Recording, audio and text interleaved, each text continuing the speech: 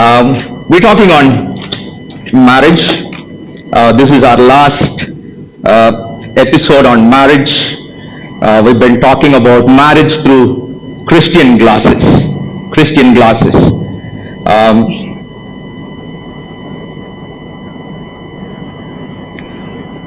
We spoke about how when you wear the Christian glasses, it's a pair of glasses that you wear when you come to know the Lord Jesus Christ, and when you commit your life to God, when you give your life, surrender your life to God, and then there's a new life that starts within you. The Bible describes that as the born-again experience, where you're literally a new person, completely new person, no traces of the old, no traces of the old.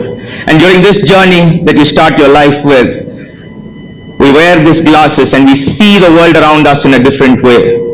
We see the people around us in a very different way. We see ourselves in a very different way. We see our wife in a very different way. We see our husband in a very different way. We see our children in a different way because you're wearing the Christian glasses. It's almost like the vision of Christ. The vision of Christ. You know, you look at a person who is frustrated, and when all the world gives up on him, you will go to him and say there's hope for you when you wear the Christian glasses. You'll be going through a tragedy in your life, and people will come back and say that very sad that it happened. And when you wear the Christian glasses, you will look at it in a complete different way. What would be a loss for the world will be a gain for you. It's because you wear Christian glasses. You might go through a job loss, and you will realize that it's not a job loss as in for you, because you will know that all things work together for him that love God and who's called according to his purpose. You will know how to handle not just the downfalls, you will also know how to handle elevations. You will receive a paycheck and you will not say, I worked it. You will say, praise the Lord God, I am not worthy of this paycheck. It's God who gives me the promotion. The Bible so beautifully says promotion does not come from the east or west, but it comes from the Lord. It is him who lifts up one and puts down another. You will know how to handle promotions. You will know how to handle compliments. You will know how to handle when somebody comes and says, good job, fella. You will know that when you wear the Christian glasses on. And in this world, it's so important that we wear Christian glasses, because Sunday is just 2 hours that we spend here with God. But when you go out is the real place when the rubber hits the road. When the rubber hits the road, you better be wearing Christian glasses to know that God is working even in the midst of a fallen world. I told you in the previous sermons that you will look at the one who you married as the one God gave you, and not as the one you chose for yourself. Although you might have been there in the choosing process. You will look at your son and you will look at your daughter, and you will say that this is the son and daughter that God has given me. I better not goof up in bringing them up. You get that? That's wearing Christian glasses. Christian glasses gives you a complete different perspective. And we just thought, as we go through this Christian glasses series, we'll go through some of the immediate, our first circle that is around us. And the first circle we realize that is around us is firstly our marriage. Our marriage is our first circle, because right next to you is your spouse. And the spouse has an opinion on everything you do, right? The spouse has a right to tell you something which you don't want to hear, but he or she will still tell you. And that's been a big challenge for many of us, because you never got into it thinking you will hear another voice. What you'll be thinking in your heart, she will tell it out openly, and she'll tell it out with a loud voice, with certain decibels that are much higher than the normal frequency. You will see this, and because of this, you'll find marriage so inconvenient. You will see that I'm not able to do because so and so, and he or she is not a fully equipped person. They're still a weak person. Notice that. You didn't marry angel. If you married an angel, you will not be here on earth. You married a living person, and that's why you got to look at marriage with Christian glasses. The first time we did marriage, we finished two runs of it, and the first time we did it, we told you about how marriage, has 3 people in it. Marriage is an involvement of you, your spouse, and God. Christian marriages has a third person in it, which is God. In fact, you should bring him as the first person instead of being the third person. He should be in your marriage. And today, as we are seated here, there are people sitting here who are not married. I still urge you to listen to this very carefully, because one of these days you will get married. And that marriage has got to have a great bearing on your life. It'll build your personality. It'll make you who you are. And if you are sitting here and you have a spouse who is not alive anymore, you could pray for your son and your daughter that their marriage will be a marriage that will be blessed by God. So marriage somehow affects every human being, because everyone is a product of a marriage. And I don't know, because marriage comes in a very, very personal part of your life that not even many of your children know how the marriage of the father and mother are doing. There is no thermometer to test marriage, because it comes in the very most private parts of your life, and it happens in the most private moments of your life, and you know that sometimes we don't speak out about it. But I know that there's one person who watches your marriage, and that's God. And this morning, as we're seated in the presence of God, and it's not just the voice of a man, but God is speaking through it. And if you take it as God's word, put that in your heart to practice and see what God can do in your marriage. Marriage is meant to actually build you up. God did it. If God put any institution together, it's not for status quo that He does it. He builds you up. He builds you up. He builds you up to a person that He wants you to be. And I just pray this morning, God will speak to you through this. Would you pray with me? Heavenly Father, pray that, Lord, that all that we speak today will be pleasing in your sight.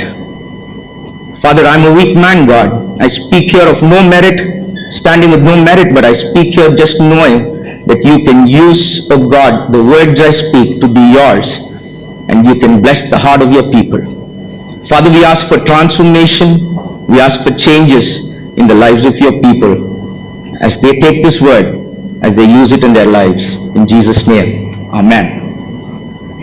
Let's go through a couple of things very fast. I'm very tempted to, kind of, when we go back to our old sermons, I almost speak the whole thing out, and then we realize there's no time to move, the new one. So I'll go on this very fast. So in case you missed this, the previous sermons, go to YouTube, log into YouTube on Church at Kargar, you'll find the last two sermons. All right. The first thing we spoke about, that marriage has three people involved in it. It's got God, man, and a woman. I'm talking totally about Christian marriages for people who have received Jesus Christ as their personal Savior and have surrendered their lives to them.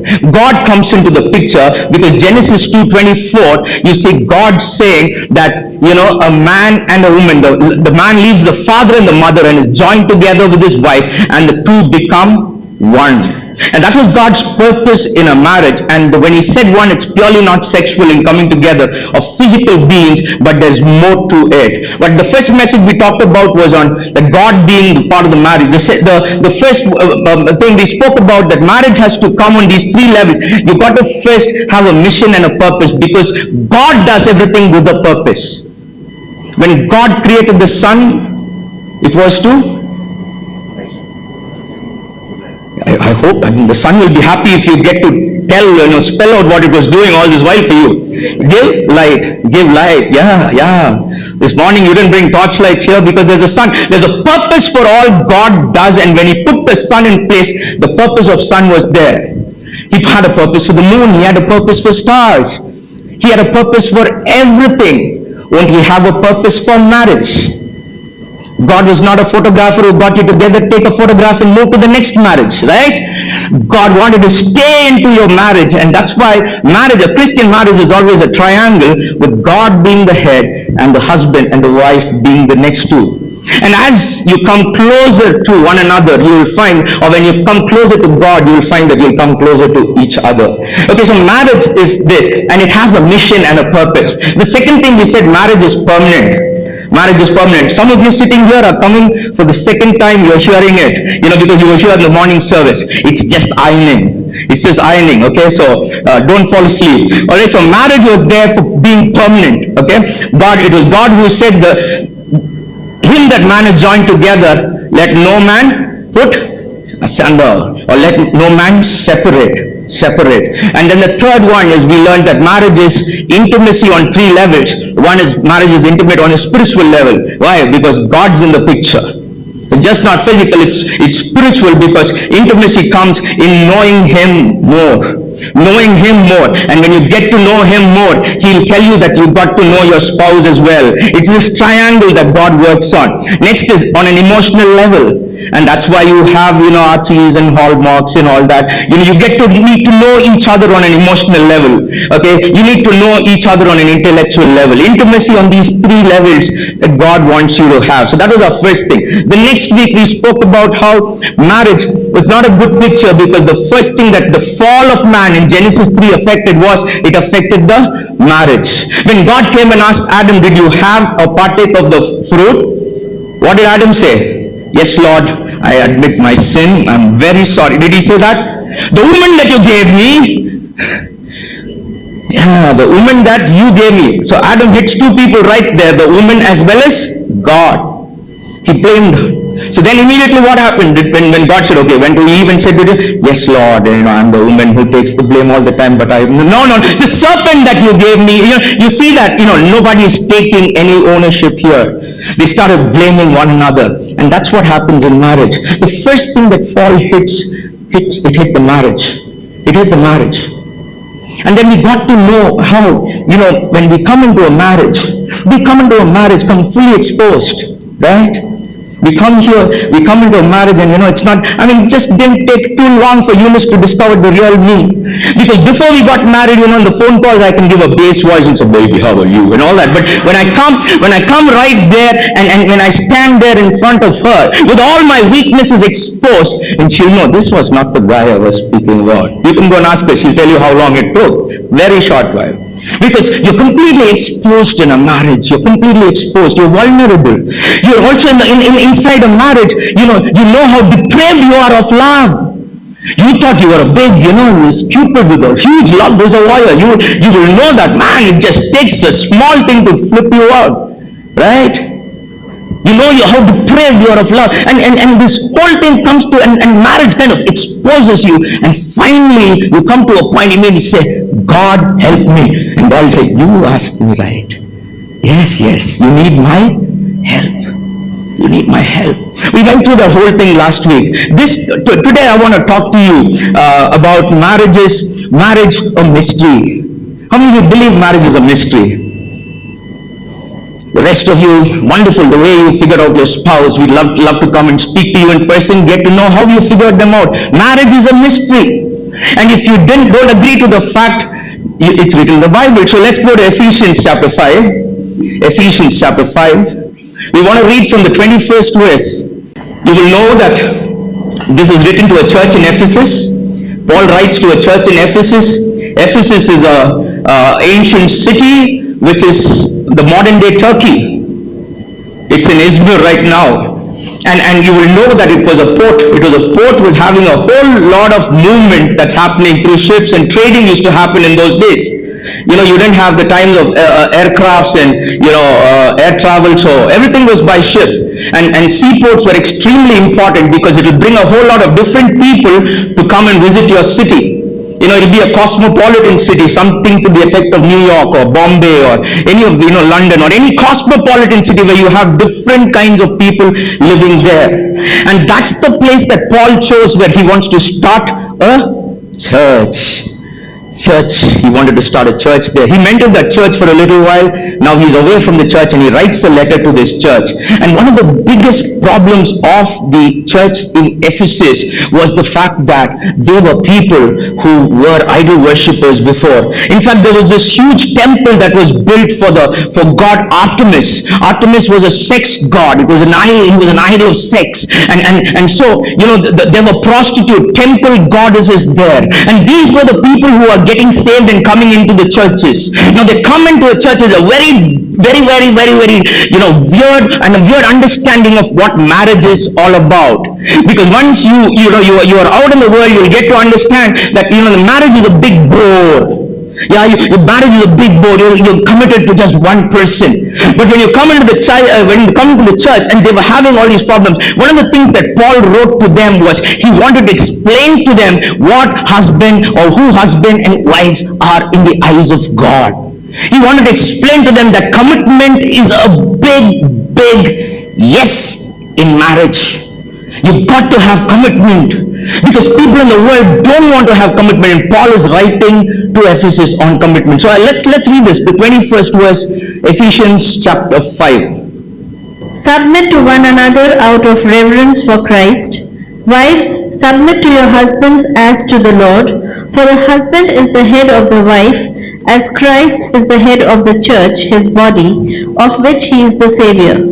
Now as the church submits to Christ, so also wives should submit to their husbands in everything. Husbands, love your wives, just as Christ loved the church, and gave himself up for her, to make her holy, cleansing her by the washing with water through the word, and to present her to himself as a radiant church, without stain or wrinkle or any other blemish, but holy and blameless. In this same way, husbands ought to love their wives as their own bodies. He who loves his wife loves himself. After all, no one ever hated his own body, but he feeds and cares for it, just as Christ does the church. For we are members of his body. For this reason, a man will leave his father and mother and be united to his wife, and the two will become one flesh. This is a profound mystery, but I am talking about Christ and the church. However, each one of you also must love his wife as he loves himself, and a wife must respect her husband. This is a profound mystery, or this is a great mystery. Paul makes a comparison here, saying the husband to the wife, between Christ and the church. Christ and the church. And he says that as Christ is committed to the church, husband, you've got to be committed to your wife, and vice versa. And in the midst of this, he brings this word. He says, this is a great mystery. No wonder marriage is a big mystery. Marriage is a big mystery. It's the coming together of two people of different natures. Marriage is a mystery. Sometimes you wonder what you got into when you get married. You know, the funny story of a young pastor who was being trained by a senior pastor to teach him how to take him through a marriage service, how he would do a marriage service, conduct a marriage service. So the old pastor was giving all the leads, saying that this is how you do. So this guy was listening to everything. He said, okay, fine, they'll come in, and you got to, these are the marriage vows, you got to do all this, and, you know, preach this sermon and all that. And then, you know, towards the end, he said, after he finished everything, he said, you might get a little nervous because you're getting two people married, but whenever you miss out, you stop somewhere, you're caught somewhere, and you don't know what to do, immediately tell a scripture. All right? Said, when you're caught somewhere, tell a scripture, it'll work out. So this guy said, all right, that sounds good. So he said, okay. So the first marriage that he was conducting started. And then and everything was going on perfectly well. The bride came, the bridegroom was there, and, you know, everything happened, the vows were exchanged and all that. At the end of it, he was supposed to pronounce them man and wife. And just about when he was about to start that, he forgot what to say. And then he remembered the old pastor telling him, quote a scripture. He says, okay. And then he said, Father, forgive them, for they know not what they do. Alright? But how profound that we get into a marriage thinking we know everything. But Father, forgive us. We know not what we do. What we do. In a marriage, right up in the initial days, many of your expectations will get challenged. It was all fine when you were, you know, on the long phone calls and say, you keep it down, no baby. No, you keep it down. You keep, you know, it was all nice then. It was all nice then. You know? But not anymore when you're right living in that house. Profound mystery, profound mystery. You know, I look at this and I ask this question. Will every marriage go through the crushings of life? And I remember this statement that Elton Trueblood, one of the old presidents of Wheaton College, says this about marriage. He says that a successful marriage is not one in which two people beautifully matched find each other and get along happily ever after. You know, that's just from Hindi movies. It is instead a system by which persons who can be sinful and contentious are so caught up by a dream or an idea that is bigger than themselves that they work through the years in spite of any of the disappointments and make sure that dream comes true. I'll say it again. Marriage is not one in which two beautiful people beautifully matched find each other and get along happily ever after. It is instead a system by means of which people who can be sinful and contentious are so caught up by a dream and an idea bigger than themselves that they work through the years in spite of any of their disappointments to make that dream come true. Very true, isn't it?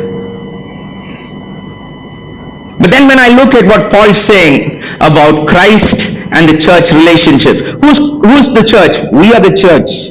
You look at how sinful you are and you will know that you are the church. You are the church. Although we are here called the body of Christ, we know how less committed we are to Christ. But I take that relationship and ask a few questions. I ask a few questions. And I ask this: by nature, is Christ and the church incompatible? By nature, are they incompatible?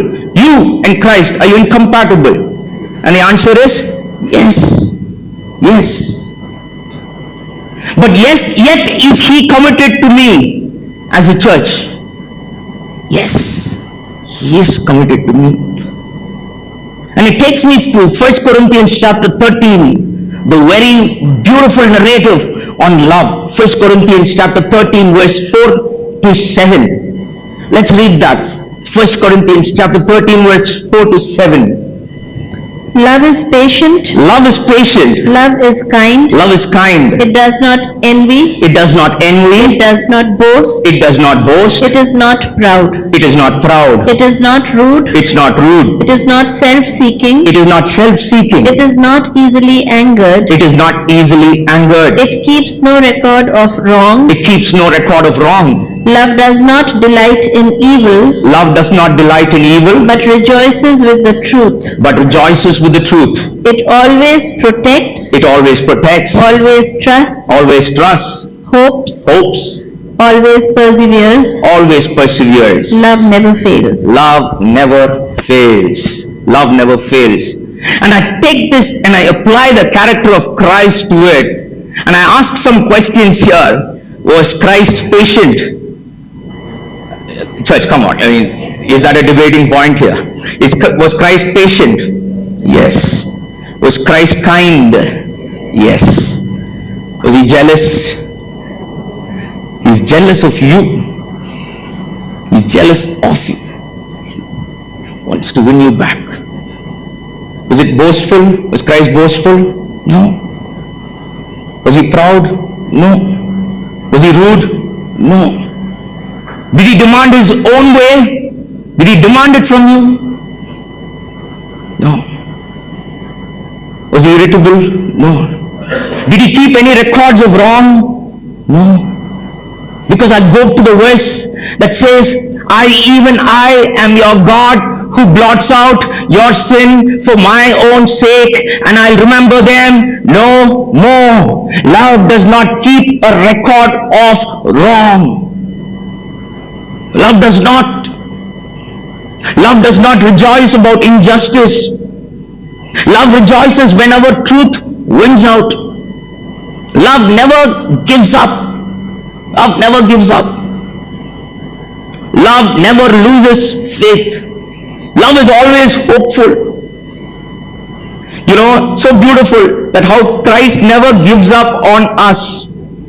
and how Christ, how he rejoices when truth wins out. Compared to the 100 times I failed him. Okay, listen to me carefully. Compared to the 100 times I failed him, the one time I don't fail him, God looks at that and he rejoices. Out of the 100 times I fail him, when I do something that pleases him, he blesses his heart. Otherwise, you and I can't come here, lift our hands and worship as though we live perfect lives through this week. But when we come to him, he still receives us, even if it's just for one good thing. He does not keep a record of your wrong. He's always hopeful. Always hopeful. I've always wondered, why Jesus does not return, right? You always figure out when you're doing extremely well in your spiritual life, you want Jesus to come then, right? So that you can make it into the bus. And say, God come down, before I go back, come down. You want to do that. And you sometimes have a feeling, why isn't Jesus returning? You know why? He's not returning? Because he's hopeful for another person to get into the bus. He waited until today because tonight or this morning, someone across the world is giving their heart to Jesus, getting from darkness into light. And it's for that individual that he was patient. He was patient because he waited for you. I remember the story of Noah's Ark, and I think of, oh my goodness, 8 people went in and 8,000 or 80,000 or 8 million were outside. And you sometimes have this feeling of being vindicated, say, oh wow, Noah would have had that kind of, wow, at last I'm in the boat while everybody is outside. But do you know, if you look at the heart of God, you will know that God's heart would have been aching when the doors of Noah's Ark shut. And you know what God's heart would be aching for, saying, is there a 9th person? Is there a 9th person? Could there be one more person before who the ark closes? Could there be another person who will get in? Because God is a God who hopes. He's hopeful that somebody repents and changes their heart. And that's why God hopes. He hopes. That's why God is the perfect lover of our souls. He loves you. He loves me. This morning, if you are seated here and if you have not tasted the love of Christ, may I tell you, God is hoping that you will make a decision one of these days. He's hoping. He's hoping. He's hoping that your wayward husband will turn back. He's hoping that your prodigal son would come back. He's hoping. God's hoping. That's love. That's love. And finally it says, love endures, or love perseveres through all circumstances. Even in a fallen world, a guy like you and me can get saved. Isn't that beautiful? Even in a fallen world, even in a world that is completely anti-God, there's still people giving their hearts and their lives to Jesus, because love perseveres through every circumstance. Now that's Jesus for you. Now let's bring it to your marriage. That's the place where it hurts. Because Paul says it's compared between Christ and the church, between you and your wife. So let's bring it there. Were you kind? Were you patient? Were you boastful? Were you proud? Are you rude? Do you demand your own way? Are you irritable? Do you keep records of wrong? It hurts even while I speak. I'm like, oh, the bullet's running through my heart right now.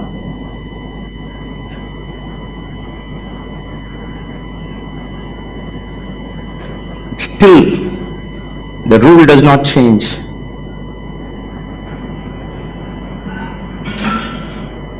That it's Christ and the church, the same as a godly husband and a godly wife.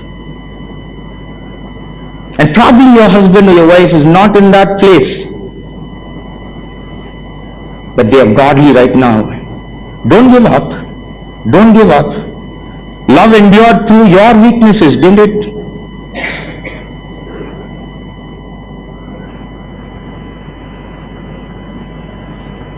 Have you given up, as verse 7 says? Love never gives up. Have you given up? Have you lost faith? Always be hopeful. Always be hopeful. Endure through every circumstance. Endure through every circumstance.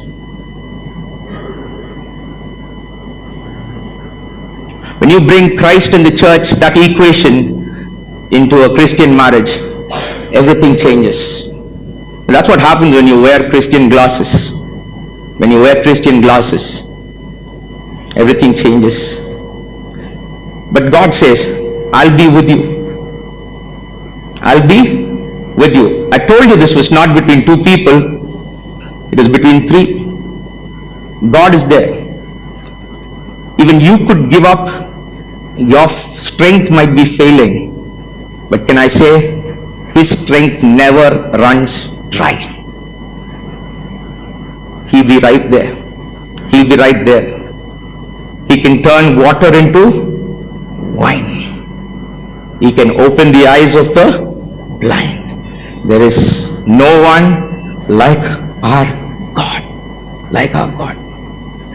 Let me make let's get a little more clarity on this before we go further, and we'll just close. So let's just look at Christ. All right, are you with me? Don't look at your wife, don't look at your husband, okay? Just forget about them for the moment, okay? Let's just look at Christ. Let's look at Christ and let's understand what Christ did for the church, and then let's bring it to us as an application. All right, okay? When I see the love of Christ, I look at three things.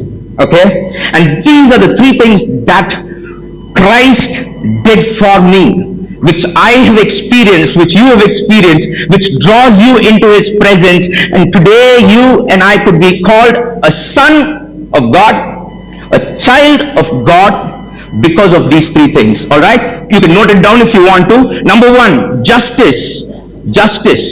All right, the second one is mercy, and the third one is grace. Justice, mercy, and grace. All right, okay, let's go to what justice is all about. Justice is defined as a due reward or a punishment for an act. A due reward or a punishment for an act. Justice is getting what is deserved. Getting what is deserved. So when you have crimes such as the Nirbhaya rape case, or when you have the media that covers crimes like this, and the immediate response when people see it, what do? They come out on the streets and they start protesting. They start protesting, and one of the placards that they write up there says, "We want justice." Yeah, everybody, right? We want justice because we are created as people who are in a world. God has put a moral clock within us. A moral clock within us. There is immediately a thing of justice because God is a God of justice, and when He created you, there is this bond for justice in the inside.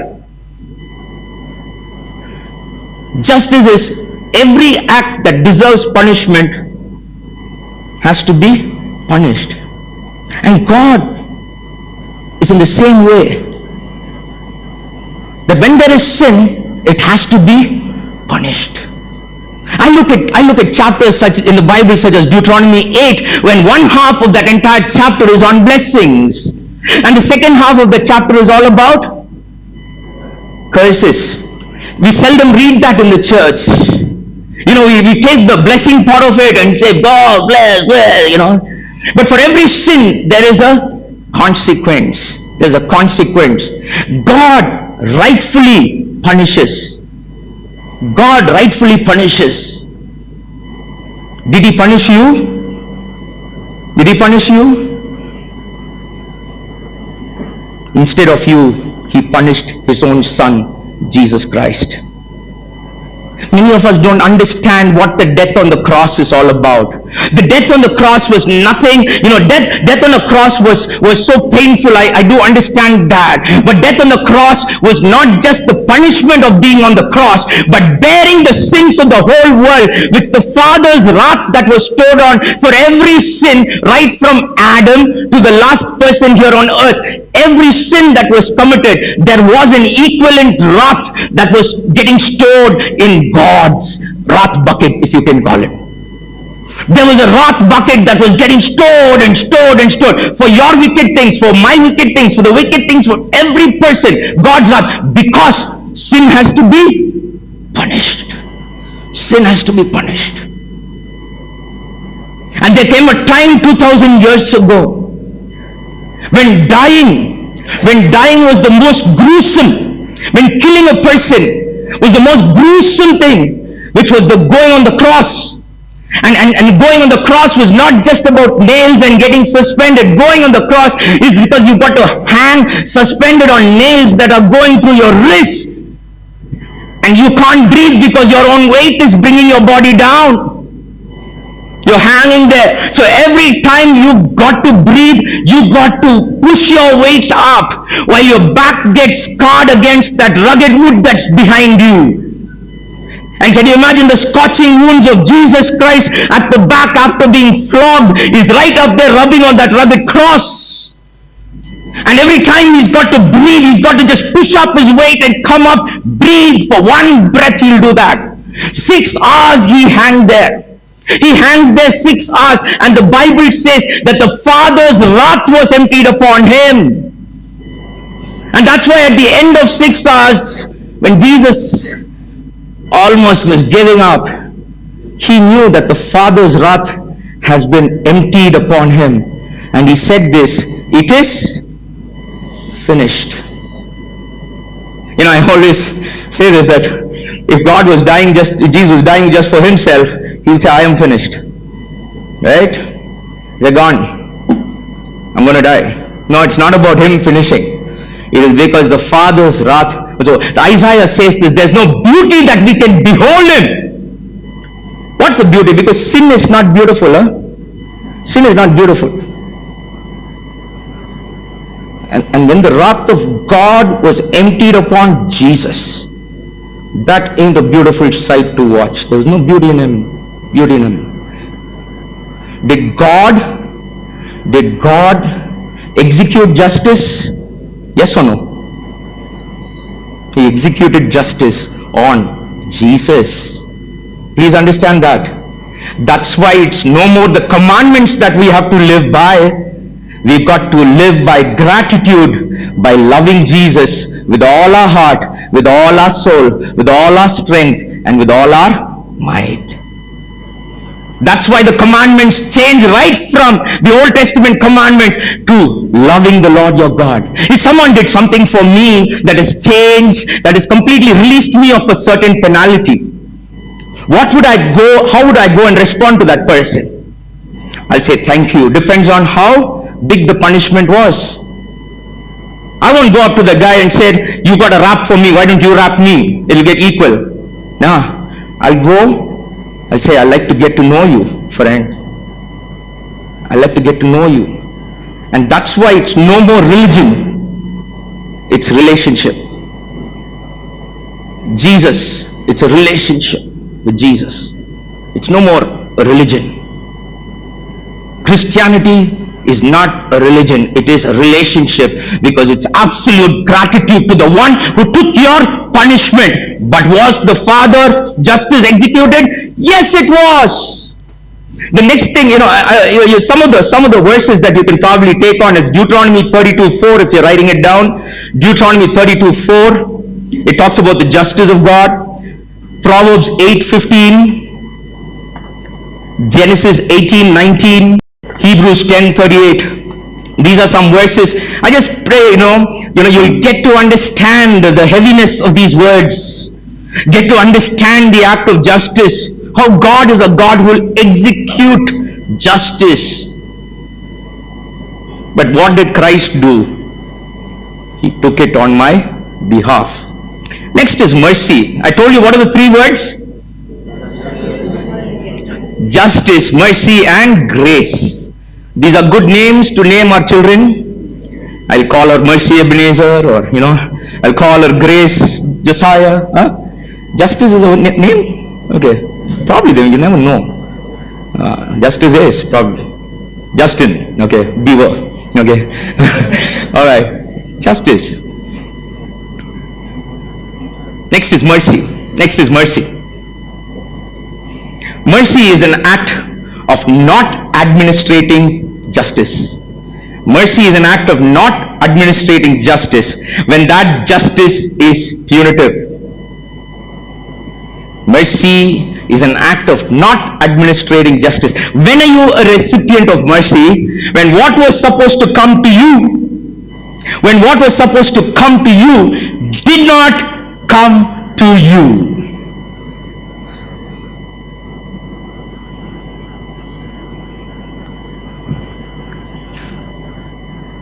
For all the kids who are attending college, you will know that if you go on leave more than what you were supposed to, at the time of your exam, you'll have to pay up, right?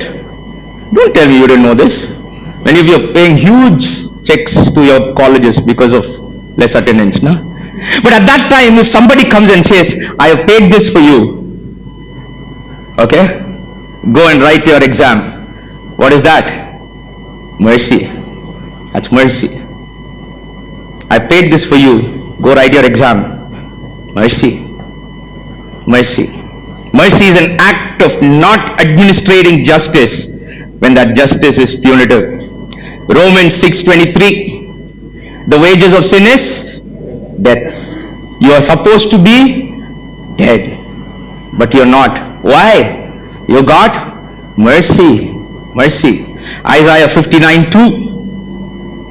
59:2. Many of the things that happen on the cross, you and I don't understand right now. But then when on the cross, Jesus was on the cross, there was a transaction that was happening. Who was the recipient of that transaction? Who was the beneficiary of the transaction? You and me. But it was between God and His Son. Justification. Redemption. Sanctification. There were a whole lot of things that was happening behind the cross. Just because you need mercy. You need mercy. You need mercy. God saved us according to His mercy. Titus 3:5. Romans 12:8. Hebrews 4:16. These are verses for mercy. The next one I told you was grace. Grace. Grace is unmerited favor. It's God's free action for the benefit of His people. Let me explain to you what grace is, because sometimes we confuse grace and mercy. We have a lot of these Christian cliches. We call it Christianese.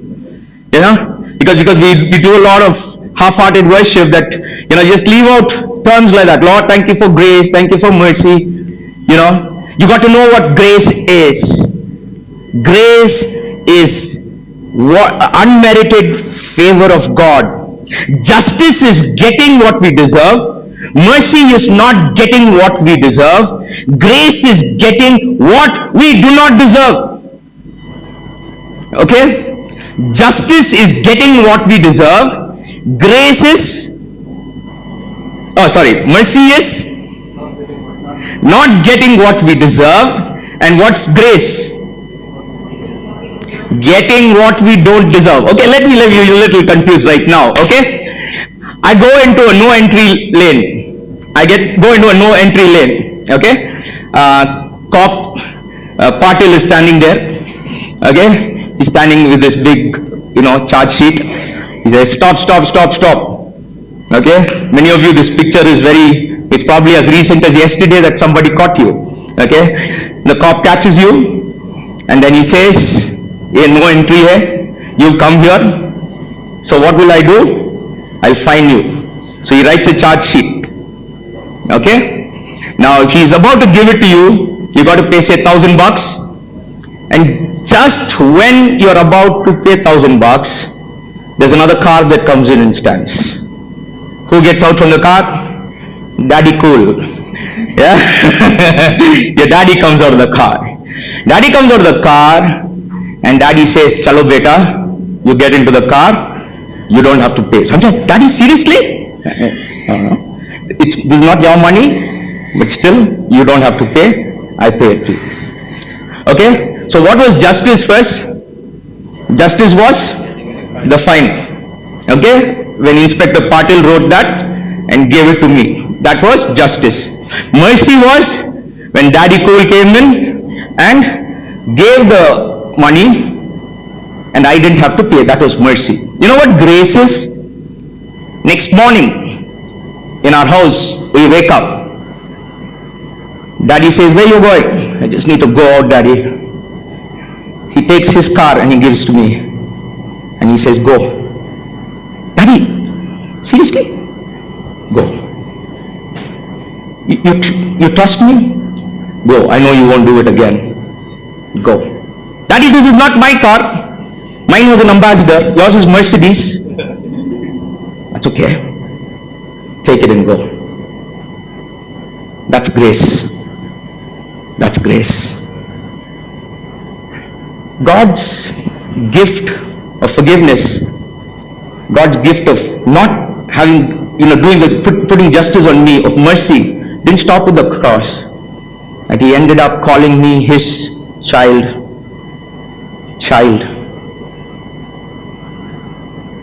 I stand here this morning talking to you as a recipient of grace.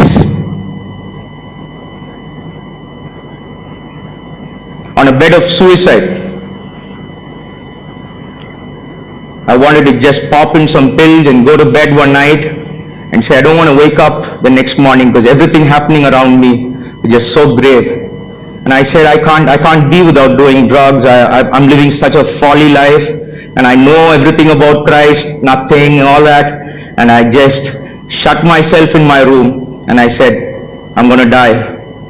But I made one prayer that night. I said, Jesus, I'm so filled with all these, tablets and stuff like that, and I don't get up tomorrow morning. But if I see sunrise, Lord, I'll live for you. If I see sunrise, I'll live for you. And I saw sunrise. That's why I'm here. That's absolute grace of God.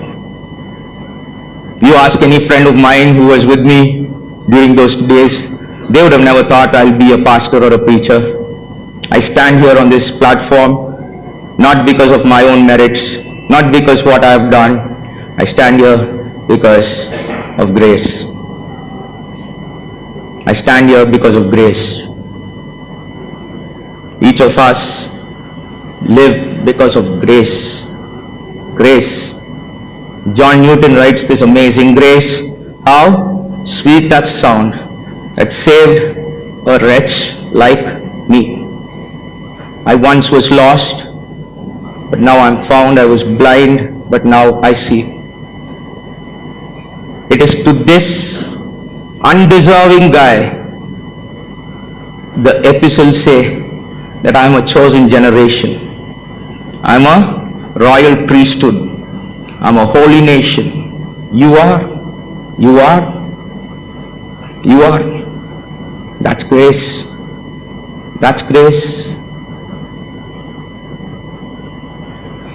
I think of the prodigal son. When all that he saw was just pigs and did not even get the food that the pigs were eating, he thought of his father. Many times when we stand next to pigs is when we think of the father, right? When we are sitting next to the father, we don't think. By that time we think of pigs. But we are next to pigs and he thinks of the father. And he makes a certain statement there. He says, I will go back to my father and I'll tell my father, Father, forgive me. Let me be one of your servants. So this guy is thinking, if I go back to my father right now, my father is going to blast the daylights out of me. On top of that, he will tell me that you owe me a lot of money. So what I'll do is, I just don't want to be with the pigs, but I just want to be around my father. Even if be it I'll be a servant, I will make money and I'll pay it back to him. Alright? So he is going as a recipient of thinking that I will get mercy. For me, mercy itself is a big thing. I don't deserve mercy, but I'll go back for mercy. And he goes there. What does he get instead? He gets grace. The father comes in front. In fact, the father runs towards him faster than this guy is going towards the house, hugs him, puts a robe around him, and then gives him a signet ring, and he says, cut the Black Joe. Cut Black Joe. Today we're going to have a feast, because once my son was lost, but now he is found. This guy doesn't know what's happening in the world. You can imagine the clueless face of the prodigal son. In fact, the word prodigal means lavish. Prodigal means lavish. So I didn't know why prodigal came in, because now when we look at it in the context of the son, we think prodigal means runaway kid. Right? That's what many of us thought, right? Even until I learned this, I thought prodigal was runaway kid. Prodigal means lavish. So probably you can apply to the son saying, okay, he was a lavish son because he went and wiped up his credit card and all that. But if he thinks he was lavish, let me introduce to you his father, who was giving him grace which was so lavish that the son could not handle it. There was dance in that home, telling all the world that day, there's grace happening here. This guy goes with this grace, and what does he get in bargain? Grace. Grace. Some of the verses for grace comes from Romans 16:14, Romans 6:14, Ephesians 2:8 and 9, Romans 5:2, 1 Corinthians 15:11. Take a read at it when you get back home. 2 Corinthians 12:9. Grace, grace, what grace? God's grace. Grace. Grace. Now let's bring it to the husband and wife. I said I'll get here. Okay? Who's the recipient of justice?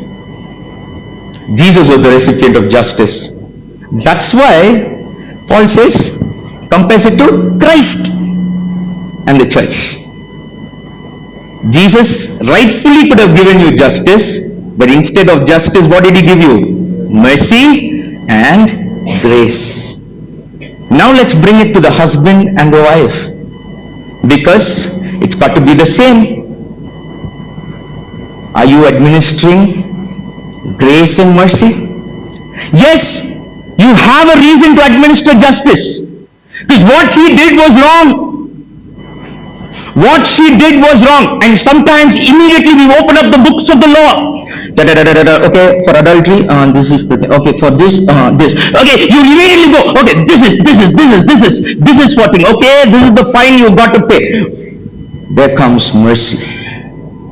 Mercy. You deserve this, but you're not going to get what you deserve. But I'm not going to stop with mercy. I'll go to grace and I'll give you something which you don't deserve. I won't tell him I'm giving you in spite of. Then I don't. See, sometimes we blow up with our mouth. When you say that, that's justice again, okay? Don't say that. Give it to the person with grace, and you will see how the life can change when you execute grace. When you lavish upon your spouse grace, undeserving grace. If the cross could do that to you, If Jesus could do that to the cross to you as the church, you, how sinful you and I are, yet he reaches out to us and he says, husband and wife, do this to each other. And can I tell you something?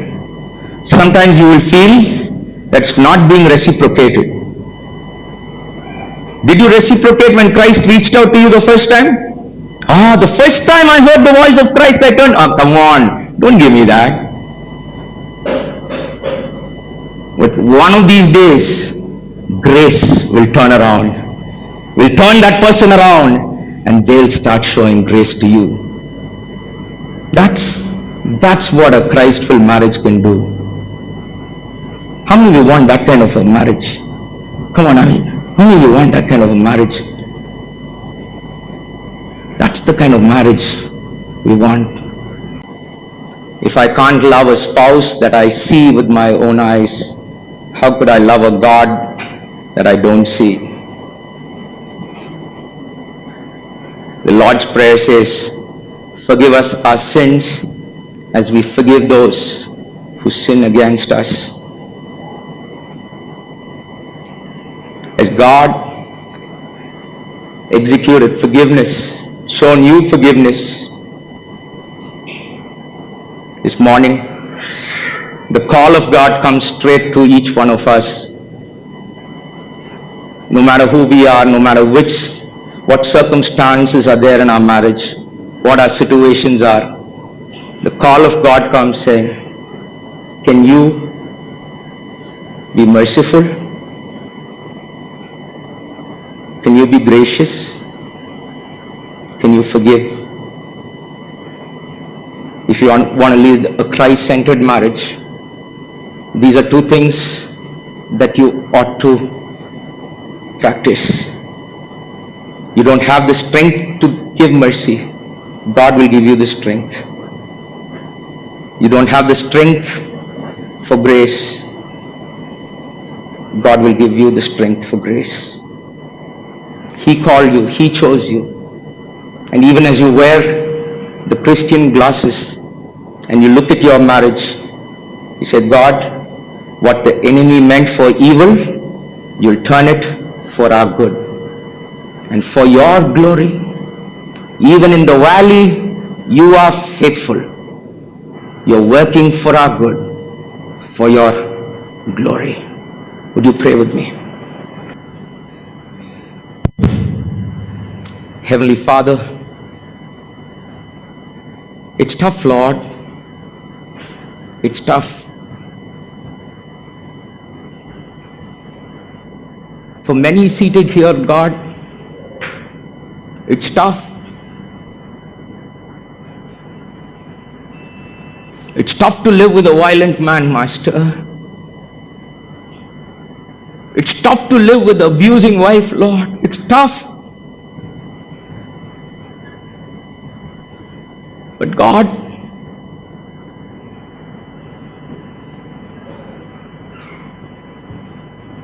you can strengthen us. You can strengthen us.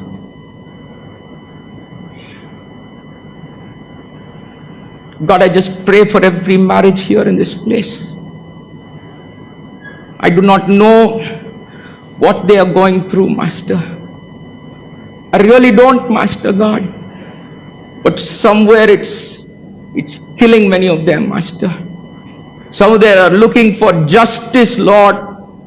Some of them are looking out for lawyers' help so that justice can happen.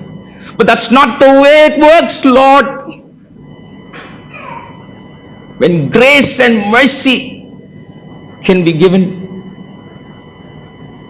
And Lord, I pray this morning, Master God. I pray this morning that, Lord, that you will have mercy. You will have mercy, oh God, upon your people. And you will show them, Master God. You will show them, Master God, your greatness. You will show them your greatness in kind of revitalizing their marriage one more time, Master. Turn their marriage around, Master God, for your glory, Lord. Because sitting next to your spouse, would you just take them by their hand? Just take them by their hand. Take them by the hand, because it was not you who found them, it's God who found them for you. And I just pray this morning, God, that you will heal that marriage, Pastor. Oh, heal it, Lord, for your glory. Heal it, Pastor. Heal it, God. We don't trust in our own merits. We don't trust in our own righteousness. Our righteousness, oh Lord, are as filthy rags. Our righteousness stinks. God, your righteousness is what we look towards. We pray that God will change your impossible situation into something so possible. And what is impossible with man is possible with God. So go out with the blessing of God. In the name of the Father and of the Son and of the Holy Spirit. Be blessed, church. Be blessed. Have a wonderful week. God bless you.